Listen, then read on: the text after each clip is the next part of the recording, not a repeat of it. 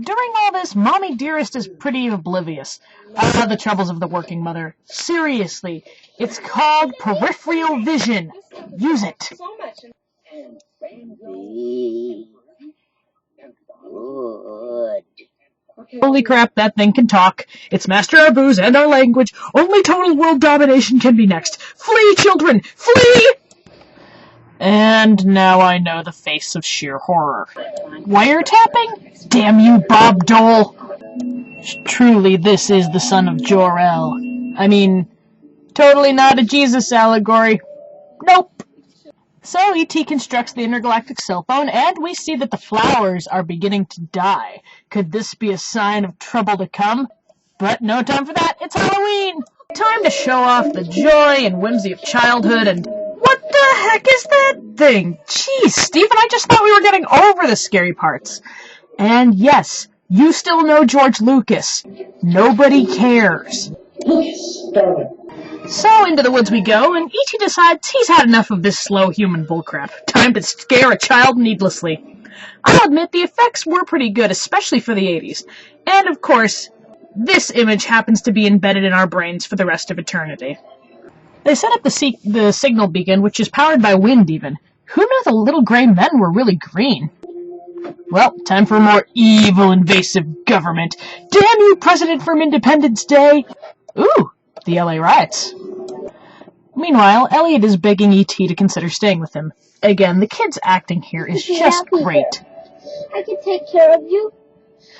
So, will Elliot convince E.T. and make him be torn between going back to his home planet or staying here?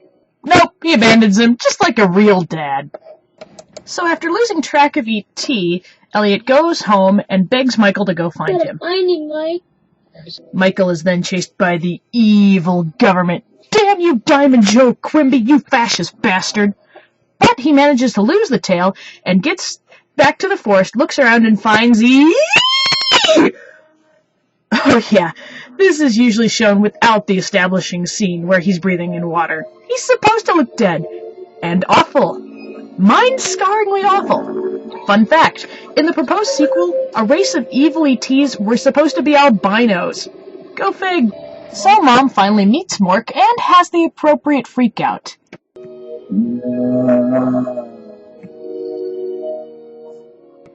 Then comes one of the most terrifying sequences in the film, for adults and kids alike.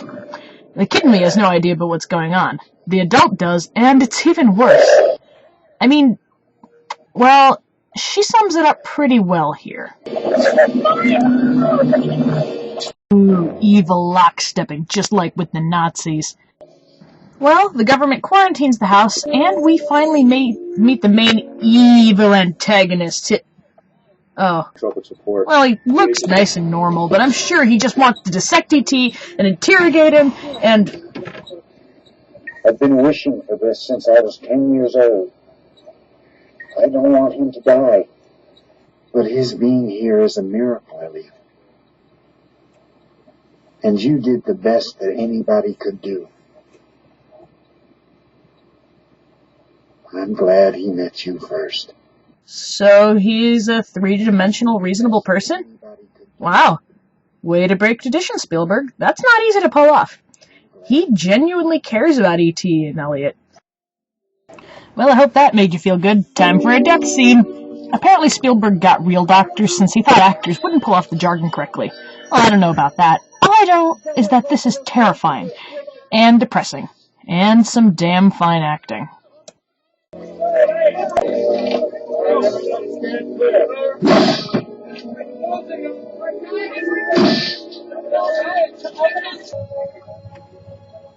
Oh, yeah.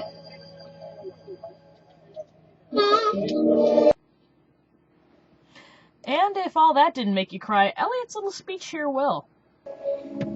You must be dead. Because I don't know how to feel. I can't feel anything anymore. E.T. I love you. Hell, I'd fake crying after that, but we all know how this turns out. You can't kill that little guy so easy. In the book, his people were somehow able to bring E.T. back to life because they were nearly back to Earth. Here... yeah. Well, the kids come up with a cunning plan to slip out without alerting anyone. Oh, nope, they actually tell Gertie, who immediately spills the beans and manages to attract the attention of everybody there while they escape. These kids were any older, I'd call them friggin' morons. Pretty long time since we had a Jesus allegory moment. Ah, there we go. And yea, E.T. saith unto his followers, Bring me Reese's Pieces, or thou shalt die. So, after a chase that would have ended in gunfire if this was really LA, the kids managed to lose the feds and... Oh shit, maybe I spoke too soon.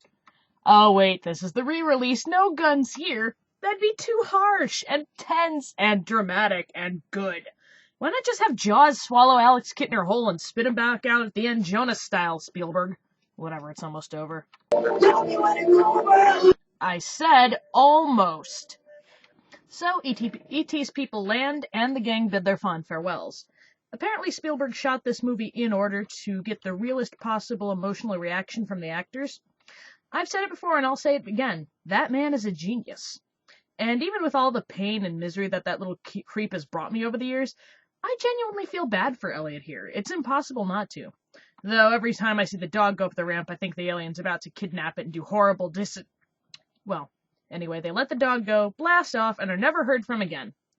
Unless you read the script treatment for the sequel, where albino E.T. has come to Earth and tortured the kids for information until E.T. shows up in the last third and saves them all. This is where Spielberg drew the line. Also, there is no way that all those people didn't spend the next 20 years in Guantanamo for aiding an alien's escape. You know, for kids! So that's E.T. As an adult, it's really not that bad, but the unnecessary creep factor is definitely present, especially in the earlier scenes.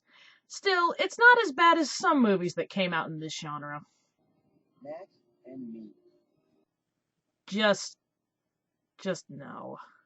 Anyway, until next time, I'm Rebecca, and I'm reviewing it.